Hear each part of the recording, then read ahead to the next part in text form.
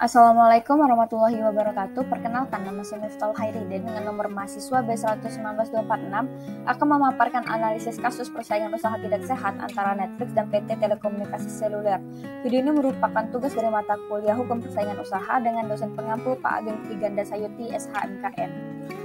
Materi muatan dalam video ini ada 4. Yang pertama, duduk permasalahan, timeline kasus, pasal yang dilanggar, dan rekomendasi. Duduk permasalahan, perkara ini berawal dari penelitian inisiatif terkait dengan temuan mengenai pemblokiran akses pelanggan berbagai jaringan yang dimiliki PT Telkomsel Indonesia dan PT Telekomunikasi Seluler dalam pengaksesan konten Netflix sejak tahun 2016 hingga akhir 2018. Temuan ini dilanjutkan pada tahap penyelidikan dan persidangan dengan nomor perkara nomor 8/KPPU/PUI/2020 tentang praktik diskriminasi PT Telkomsel Indonesia dan PT Telekomunikasi Seluler terhadap Netflix terkait dengan penyediaan layanan akses internet provider.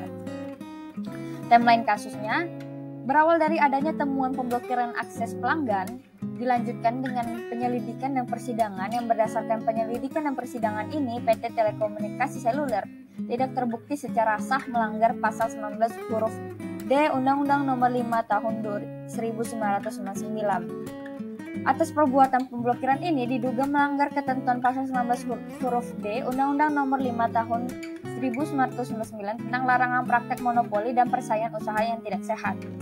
Yang mana pasal ini berbunyi sebagai berikut.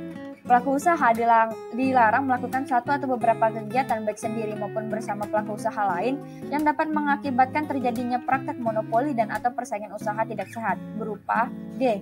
Melakukan praktek diskriminasi terhadap pelaku usaha tertentu, yang mana pasal ini mencakup praktek diskriminasi yang dilakukan secara sendiri oleh pelaku usaha maupun kegiatan yang dilakukan secara bersama-sama dengan pelaku usaha lainnya. Praktik diskriminasi sendiri adalah kegiatan menghambat atau bertentangan dengan prinsip persaingan usaha yang sehat. Yang berdasarkan pasal 19 huruf D tersebut dapat berupa diskriminasi harga maupun non-harga. Berawal dari penelitian inisiatif terkait dengan temuan mengenai pemblokiran akses pelanggan berbagai jaringan yang dimiliki oleh PT Telkomsel Indonesia dan PT Telekomunikasi Seluler dalam pengaksesan konten Netflix sejak tahun 2016 hingga 2018, temuan tersebut dilanjutkan pada tahapan penyelidikan dan persidangan dengan nomor perkara nomor 8/KPPUI/2020 tentang dugaan praktek diskriminasi PT Telekomunikasi Indonesia dan PT Telekomunikasi Seluler terhadap Netflix terkait dengan penyediaan layanan akses internet provider. Yang berdasarkan penyelidikan dan persidangan tersebut disimpulkan memang telah terjadi perlakuan berbeda atau diskriminasi antara Netflix dengan penyediaan SVOD atau Subscription Based on Demand.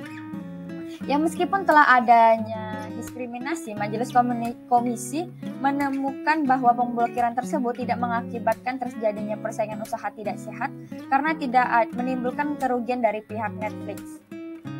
Dengan demikian, berdasarkan berbagai fakta, analisis dan kesimpulan pada masa persidangan, diputuskan bahwa PT Telekomunikasi Indonesia dan PT Telekomunikasi Seluler tidak terbukti secara sah dan meyakinkan melanggar pasal 19 huruf D Undang-Undang Nomor 5 Tahun 1999 tentang larangan praktek monopoli dan persaingan tidak sehat.